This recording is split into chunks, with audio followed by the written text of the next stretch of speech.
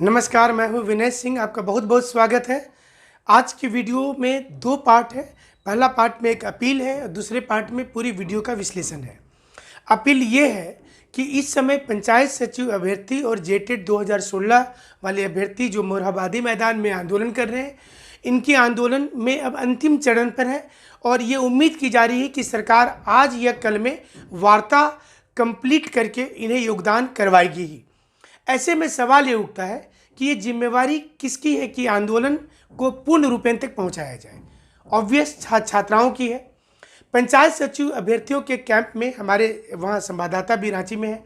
उन्होंने बताया कि कुछ स्टूडेंट तो लगातार वहाँ पर बैठ रहे हैं, शाम के समय में बैठ रहे हैं, लेकिन कुछ बच्चे ऐसे हैं जो वहाँ आते हैं और 1-2 घंटे में चले जाते हैं। ऐसे में जब वार्ताकार की टीम आएगी तो उन्हें ये पता नहीं चल पाएगा कि लोगों के अंदर कितने लोग इससे परेशान हैं। चूँकि संख्या बल तकरीबन पंचायत सचिव की 5,000 है, जेटेट अभ्यर्थियों की 52,000 है। अगर वहाँ पर कम से कम मौके पर 1,000-2,000 लोग भी नहीं रहते हैं तो फिर ये पता नहीं चल पाएगा कि समस्या इतनी बड़ी है। क्योंकि अगर 5 लोग मौके पर हैं, ये 50 लोग हैं, तो उतना प्रेशर नहीं बन पाएगा जितना प्रेशर ज़्यादा लोगों के रहने से रहता है। लेकिन हम अपने वीडियो में हमेशा कहते हैं कि गांधीवादी तरीके से ही आंदोलन हो। आंदोलन कभी भी ऐसा नहीं होना चाहिए कि जिसका रूप अलग हो जाए। अब सवाल ये उठता है कि ये हम किस सोर्स से कह रहे हैं, क्यों कह रहे हैं? क्योंकि जिन विधायकों से हमारी बातचीत हो रही है उन्होंने कहा है कि कार्मिक के भी डेलीगेशंस को हम लोग भेजेंगे और खुद अलग अलग पार्टी। अब तो देखिए, ये तो वोट बैंक वाली भी बात होती है। अलग अलग पार्टी अपने अंदर एक कमेटी बना रही है। सरकार की कमेटी से अलग, मान लीजिए जेएमएम है, कांग्रेस है या बीजेपी है, जो भी लोग हैं वो अब अपना एक कमेटी बना रहे हैं। वो कमेटी आएगी मैदान में, वो देखेगी कि लोगों की वास्तविक दिक्कतें क्या है। तो जिस एनर्जी के साथ 8 अक्टूबर को, जिस एनर्जी के साथ 12 अक्टूबर को जो आंदोलन शुरू किया गया, वो एनर्जी दिखना चाहिए। क्योंकि समय के साथ क्या होता है, एनर्जी गिर जाता है। वो एनर्जी दिखना चाहिए कि आप पेशेंस के साथ डटे हुए हैं। और सबसे बड़ी बात है कि आप पॉजिटिव तरीके से आंदोलन कर रहे हैं। कुछ लोगों को हमने देखा कि वो दिन और रात 24 घंटे मोरहाबादी मैदान में डटे हुए हैं, 24 घंटे। तो आप अंदाजा कर लीजिए कि 12 दिन से, 15 दिन से, 10 दिन से 24 घंटे कोई है और कोई सिर्फ सोशल मीडिया में लिख रहे हैं। हालांकि दोनों कोई अपना काम कर रहे हैं, लेकिन आप उनके बारे सोचिए कि मोरहाबादी मैदान में जो लोग बैठे हुए हैं वो सिर्फ अपने लिए नहीं है बल्कि सारे बच्चों के लिए। उम्मीद है कि बड़ी संख्या में लोग आज वहाँ पहुँचेंगे बात करने के लिए, क्योंकि सरकार के साथ बात होनी है। कल भी बात हो सकती है, लेकिन आज ज़्यादा चांस है बात होने की। इसलिए हम उम्मीद करते हैं कि आप सभी लोग वहाँ आएंगे। जो लोग रांची और आसपास के लोग हैं वो जरूर से आएंगे। और अब नमस्कार, मैं हूं विनय सिंह। आपका बहुत बहुत स्वागत है। 2 बार हमारी मुलाकात सीधी होती है आपके साथ में, एक सुबह 11 बजे के शो में और रात को 9 बजे के शो में। साथ ही साथ आपको ये बता दें कि पंचायत सचिव अभ्यर्थी और जेटेट 2016 जो टेट पास अभ्यर्थी हैं, इनका आंदोलन लगातार जारी है। जेटेट वाले का आंदोलन 8 अक्टूबर से चल रहा है। पंचायत सचिव अभ्यर्थी का आंदोलन 12 अक्टूबर से चल रहा है मोरहाबादी मैदान में बापू वाटिका के सामने। एक खबर और आ रही है कि क्या 15 नवंबर को मिलेगा नियुक्ति पत्र। तो आज हम इसी पर विश्लेषण करेंगे कि 15 नवंबर को नियुक्ति पत्र स्थापना दिवस के दिन देने वाली योजना के झूठ का पर्दाफाश करेंगे। हम आपको ये बताएंगे कि इसमें क्या सच छुपा हुआ है और कितना झूठ छुपा हुआ है। 15 नवंबर 2020 को बोला जा रहा है कि पंचायत सचिव अभ्यर्थियों को नियुक्ति पत्र दिया जाएगा। जेटेट जो पास है 2016 वाले, उन्हें उसी दिन बताया जाएगा कि उनकी सीधी काउंसलिंग कब होगी। हो सकता है कि उनको भी नियुक्ति पत्र दिया जाए, लेकिन इसमें सच नज़र नहीं आता है। सच इसलिए नज़र नहीं आता है कि पिछले 12 दिनों से, 14 दिनों से आंदोलन चल रहा है। सरकार अगर चाहे तो एक बार बैठ करके बात तो कर सकती थी, लेकिन सरकार बातचीत करना नहीं चाहती है। और अगर 15 नवंबर को नियुक्ति पत्र दिया जाता है तो इसका भी एक तरीका होता है कि कुछ स्टूडेंट्स को सिंबॉलिक चिट्ठी दे दिया जाए, 15 तारीख को विधिवत उसे आप ज्वाइनिंग के लिए बोल सकते हैं।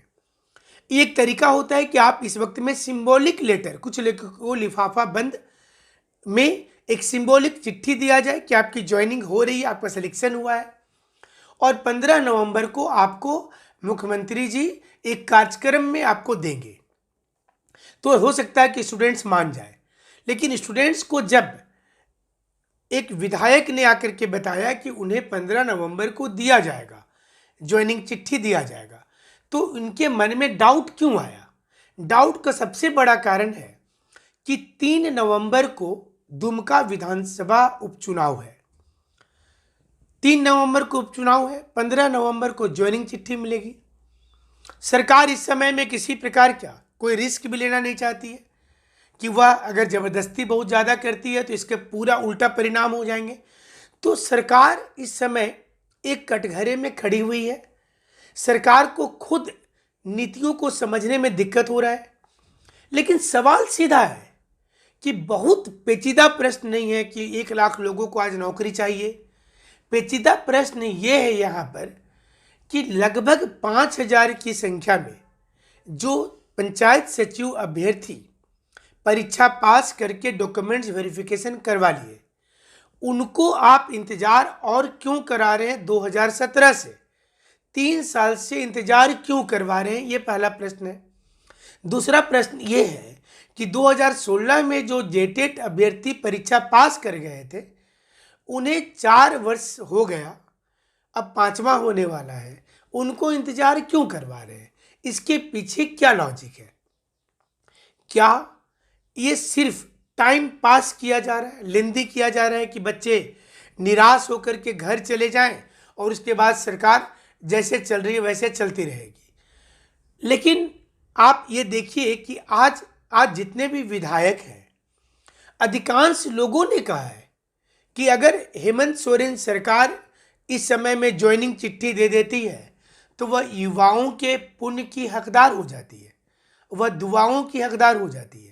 क्योंकि इतने बड़ी संख्या में सिर्फ बच्चे नहीं, उनके फैमिली के लोग भी सरकार के लिए अच्छा ही बोलेंगे, जाहिर सी चीज़ है। सरकार के लिए दुआ ही करेंगे कि ये सरकार अगली बार भी जीत करके आए। लेकिन अगर युवा ही इस राज्य में नाराज हो जाएगा तो क्या होगा? और सबसे बड़ी बात कि सरकार आखिर बातचीत क्यों नहीं कर रही है, इसका क्या कारण है? कल 24 घंटा तक बच्चे इंतजार करते रहे कि सरकार के वहाँ से कोई अधिकृत प्रतिनिधि आएंगे, लेकिन वहाँ पर कोलेबिरा के विधायक पहुँचे। उन्होंने आकर के ये जरूर कहा कि 15 नवंबर को ज्वाइनिंग कराया जाएगा, लेकिन ये विश्वास अब बच्चों को नहीं हो रहा है। उनको लग रहा है कि उनको सिर्फ ऐसे ही टालने के लिए बोला जा रहा है।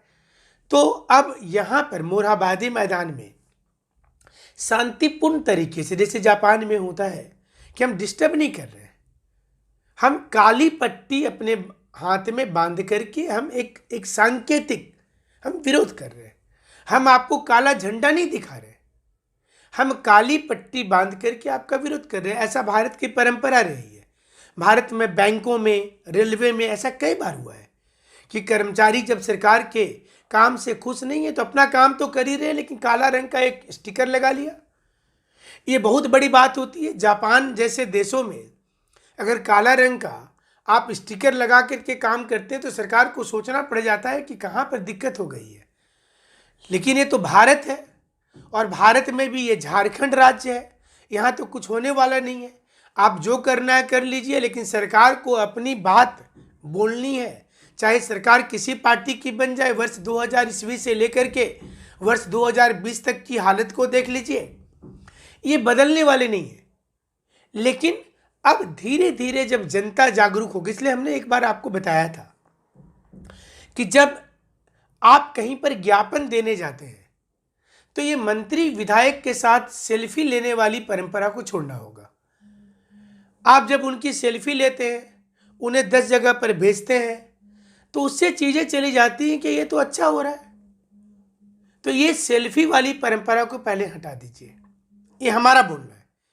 इससे पता चलेगा कि यहाँ दबाव है, जाहिर सी चीज़ है। और हम कोशिश कर रहे हैं कि आपकी बात सरकार तक जाए, क्योंकि सरकार तक जब बातचीत जाएगी तभी तो आपका कायाकल्प होगा, तभी तो आपको सारा कुछ मिलेगा। और इसके लिए ज़रूरत है पेशेंस को रखना। पेशेंस बहुत इंपॉर्टेंट है, क्योंकि महात्मा गांधी के किसी आंदोलन को देख लीजिए तो पेशेंस के दम पर चला है। और आपके अंदर अगर ये पेशेंस रहेगा तो आप निश्चित रूप से आगे जाएंगे, इसको कोई नहीं रोक सकता है। दूसरा, आपका जीवन बहुत कीमती है। हम कभी कभी मैसेज देखते हैं सोशल मीडिया में तो लोग निगेटिव लिखने लगते हैं कि हम परेशान हैं, क्या कर देंगे। आप भारत के उन करोड़ों युवा में हैं जो इस समय बेरोजगार हैं, आप अकेले नहीं हैं। बच्चे ज्वाइनिंग चिट्ठी लेकर के बैठे हुए हैं, ऐसे बहुत से लोग हैं। आप सबके बारे सोचिए। और आप एक सबसे इंपॉर्टेंट संसाधन है हमारे इस राज्य के, इस देश के। इसलिए आपकी एक गलती से आपको नुकसान नहीं है, आपके परिवार को नुकसान है। इसलिए हम उम्मीद करते हैं कि कोई भी बच्चा निगेटिव नहीं सोचेगा। और सवाल उठता है कि सरकार कब जागेगी। सरकार को तो जागना पड़ेगा। जिस प्रकार की योजनाएं बन रही हैं बच्चों के द्वारा, जिस प्रकार से पॉजिटिव एनर्जी दिखाते हुए घर परिवार से दूर 10-10, 15-15 रुपये की चंदा करके एक आंदोलन को खड़ा कर देना, ये कोई थोड़े एनजीओ का कोई पैसा आ रहा है कि बहुत बड़ा दिल्ली के लाल किले और जो जंतर मंतर पर आंदोलन हुआ है अरबों रुपया का फंड आता है। बच्चों की कोई 10 किलो चावल दे करके, कोई 1 किलो दाल दे करके, छोटी छोटी चीज़ों से एक चीज़ उभर करके आ रही है कि सरकार को झुकना पड़ेगा। और अभी पेशेंस का वक्त होता है ना, कभी कभी आप बिना पेशेंस चीज़ों को करेंगे तो नहीं होगा। इसलिए आपकी एनर्जी से सरकार घबरा गई है। हम तक जो खबर आ रही है कि सारे विधायक भी चाह रहे हैं कि बच्चों को ज्वाइनिंग चिट्ठी दीजिए, पंचायत सचिव वाले को ज्वाइनिंग चिट्ठी दीजिए, जेटेट वाले की काउंसलिंग करवाइए। और जो लोग आंदोलन छोड़ करके चले गए थे, दूसरे पुलिस विभाग वाले लोग, कार चालक वाले लोग, वो भी आने वाले हैं। उनको लग रहा है कि उनको झूठा समझौता करा के भेजा गया है। इसलिए 15 नवंबर वाली बातों में जो विधायक जी ने आकर के कहा उसमें उतना दम नजर नहीं आता है, क्योंकि अभी तक कागज में कुछ भी दिख नहीं रहा है। कार्मिक विभाग कुछ कर नहीं रही है, जेएसएससी कुछ बोल नहीं रही है, सरकार की ओर से कोई आधिकारिक रूप से बयान नहीं आ रहा है। बट ये उम्मीद की जा रही है कि दुर्गा पूजा के उपरांत आ सकता है बयान, क्योंकि चुनाव बहुत नज़दीक होगा और सरकार के ऊपर प्रेशर होगा। या तो वो लिखित आश्वासन देगी, या फिर वो ज्वाइनिंग देगी, या फिर वो मुख्यमंत्री के स्तर से बयान आएगा। क्योंकि ऐसा अगर नहीं होगा तो इसका विपरीत प्रभाव पड़ जाएगा और सरकार को इसका सीधा नुकसान होगा। इस समय में झारखंड मुक्ति मोर्चा और कांग्रेस आरजेडी की जो टीम है वो नहीं चाहेगी कि किसी भी सीट पर वो खुद को गवा दे, क्योंकि झारखंड में 2-3 सीट से मामला गड़बड़ा सकता है। अगर 3 सीट ऐसा हो जाए, 1 सीट और झारखंड में खाली हो गया है, तो अगर तीनों सीट जेएमएम वाली टीम हार जाती है तो 3 सीट जो होगी ये बाबूलाल मरंडी और बीजेपी के खाते में आ गया, तो बीजेपी की सीट की संख्या बढ़ेगी।